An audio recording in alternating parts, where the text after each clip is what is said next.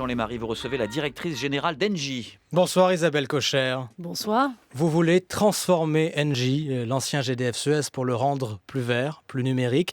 Vous venez de publier vos résultats. Ils sont meilleurs qu'en 2015. D'ailleurs, la bourse les a salués aujourd'hui. Mais vous continuez à perdre beaucoup d'argent, 400 millions d'euros l'an dernier. Quand obtiendrez-vous des résultats, de vrais résultats ? Alors nous sommes venus aujourd'hui avec de très bonnes nouvelles et notre cours de bourse l'a salué d'ailleurs puisque notre cours de bourse a augmenté de plus de 8% aujourd'hui. Très bonne nouvelle si je simplifie. D'une part, nous avons tenu tous nos engagements économiques en 2016 dans un environnement qui n'est pas facile. Vous l'avez un petit peu esquissé. L'environnement de l'énergie. Et puis surtout, nous avons lancé il y a exactement un an, c'est notre premier anniversaire aujourd'hui, un plan de transformation ambitieux de notre groupe. C'est un plan de transformation sur 3 ans. Et au bout de la première année, nous avons montré que non seulement nous étions en train de le mettre en œuvre, mais plus vite que prévu. Lorsque nous avons lancé ce plan il y a un an, qui fera d'Engie le leader mondial de la transition énergétique, au fond, ce que nous ont dit ceux qui nous observent, c'est très bien, on voit cet objectif, c'est censé, c'est logique, la transition énergétique, elle est nécessaire, tout le monde le sait. Et pendant des mois, ils ne vous ont pas suivi, on l'a vu dans le cours de bourse, Isabelle Kocher. Mais est-ce que c'est faisable ? Est-ce que c'est faisable ? Et c'est normal que ces questions se posent, moi ça ne me choque pas. Écoutez, non seulement c'est faisable, mais nous sommes venus à la fin de la première année en ayant implémenté, encore une fois, plus vite que prévu. Et on va entrer dans les détails avec des exemples. Question simple néanmoins, le retour dans le vert, c'est pour quand ? Alors, aujourd'hui, nous annonçons un retour à la croissance organique de notre groupe dès 2017, c'est-à-dire plus vite que prévu. Je viens de vous dire qu'on implémente notre plan de transformation plus vite que prévu. Il y a des résultats concrets. Le cas concret, c'est que nous sommes de nouveau dans une phase où nous réaugmentons la profitabilité du groupe, c'est déjà visible, et nous sommes de nouveau en croissance dès cette année, dès 2017, ce qui n'était pas attendu, puisque, encore une fois, nous allons plus vite que prévu. Alors, qu'est-ce que c'est ce plan de transformation ? Alors oui, parce que vous n'allez pas faire l'interview toute seule, moi j'ai des questions à vous poser, et notamment sur ces vieilles activités que vous êtes en train de quitter. Et on pense tous aux vieilles centrales à charbon, Isabelle Kocher. En tout, je le rappelle, donc vous cédez pour 15 milliards d'actifs. Quand aurez-vous complètement quitté le charbon ? Quand nous avons lancé ce plan de transformation, il y a donc exactement un an, 80% de nos activités étaient et sont au cœur du nouveau monde de l'énergie de demain. Et je vous invite à regarder autour de nous, dans le secteur de l'énergie, nous sommes les seuls dans ce cas. C'est quoi le cœur de l'énergie de demain ? C'est un monde qui est décarboné avec de la production d'énergie renouvelable. Ce sont des réseaux de gaz, parce qu'il faut de la stabilité dans le système, et le gaz, c'est le meilleur ami du renouvelable. Vous savez que le vent, le soleil, c'est intermittent. Donc il faut de la continuité. Et puis le troisième grand pilier de ce nouveau monde de l'énergie, c'est ce que vous allez faire vous en tant que client. Vous n'allez plus seulement consommer de l'énergie, vous allez probablement progressivement en produire. Donc ça, c'est l'avenir tel que vous le voyez. Mais la fin du charbon chez Engie, c'est quand ? Quand nous avons démarré 80% déjà de nos activités dans le nouveau monde de l'énergie, dont 20% qui n'y sont pas. Et nous y voilà.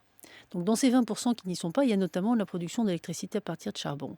Et donc nous avons dit, quand nous avons démarré ce plan, nous allons vendre ces activités. C'est un choix qui est courageux, que j'assume absolument. C'est énorme, 20% de l'activité. Alors, ça dépend. L'essentiel de notre activité, quand même, est dans le futur. Mais 20%, c'est malgré tout significatif. Là-dedans, il y a des activités qui sont rentables, là, à court terme. Donc 20%, c'est 15 milliards de cessions que nous avons engagées. Il y avait beaucoup de questions sur, mais très bien, on voit pourquoi vous voulez vendre, mais est-ce faisable de vendre ? Mais écoutez, au bout d'un an, nous avons fait plus de la moitié du chemin. Et nous avons non seulement vendu plus de la moitié, mais dans de bonnes conditions. C'est-à-dire à des prix qui sont supérieurs à ce que nous pensions. Et donc, je vous repose ma question, la fin totale du charbon chez Engie pour ? Nous aurons vendu les 15 milliards au bout des 3 ans. Et si nous continuons à ce rythme-là, avant. Et donc le charbon aussi. De l'autre côté, donc, vous investissez beaucoup dans les énergies renouvelables et vous croyez beaucoup en particulier à l'énergie solaire, au soleil. Pourquoi ? Alors, le monde de l'énergie de demain, c'est un cocktail, si je puis m'exprimer ainsi. Aucune énergie ne fera la totalité de ce dont le monde a besoin, parce qu'il faut mixer les solutions.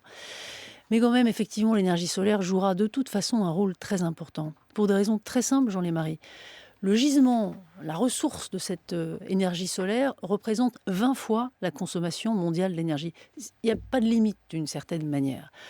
Première raison, il y en a partout, alors c'est plus ou moins équitablement... Quand on regarde le ciel parisien en ce moment, certains jours, ou ailleurs. Hein. C'est vrai, ça n'est pas équitablement réparti, mais néanmoins il y en a partout. Et aujourd'hui, le prix de cette électricité produite à partir d'énergie solaire est très compétitif, ce qui n'était pas le cas du tout auparavant. Donc ce sera le premier des renouvelables pour vous, clairement. En masse, oui. L'Agence de maîtrise de l'énergie pense qu'à certaines conditions, dans 30 ans, 100% de notre électricité pourrait venir des énergies renouvelables.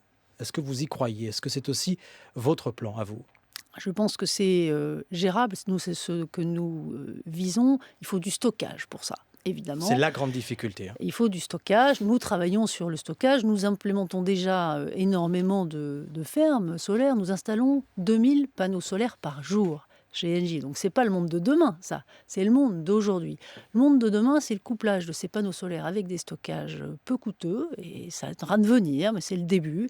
Et puis, des systèmes digitaux. Vous aurez des systèmes de production et de gestion de l'énergie chez vous. Alors ça, c'est assez étonnant parce que j'ai vu que vous prévoyez effectivement que 50% de l'électricité produite serait décentralisée. Donc là, c'est vraiment chacun chez soi, un particulier, une entreprise. Et vous intervenez où là-dedans, vous?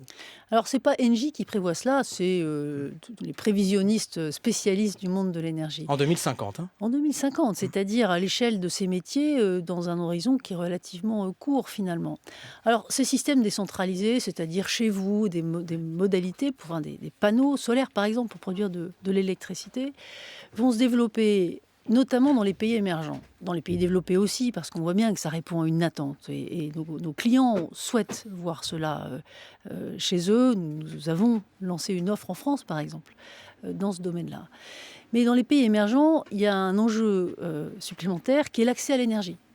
Vous savez qu'il y a plus d'1 milliard de personnes qui n'ont pas accès à l'énergie. Et là où il n'y a pas de réseau, où il n'y a pas les réseaux que nous avons, là, ça peut être utile, effectivement. Mais tout de même, 50%, c'est un modèle complètement différent de celui qu'on connaît aujourd'hui. C'est un modèle très différent. Avec des usines, avec des réseaux. Est-ce que c'est pas un rêve, ça, Isabelle Kocher? Non, ça existe déjà. C'est un modèle différent, mais plein d'espoir, parce que ça veut dire une énergie décarbonée, disponible partout dans le monde, à l'ensemble des consommateurs de la planète. Et encore une fois, ça n'est pas le cas aujourd'hui. Isabelle Kocher, la directrice générale d'Engie, invitée de l'Interview Écho. Merci. Je vous remercie.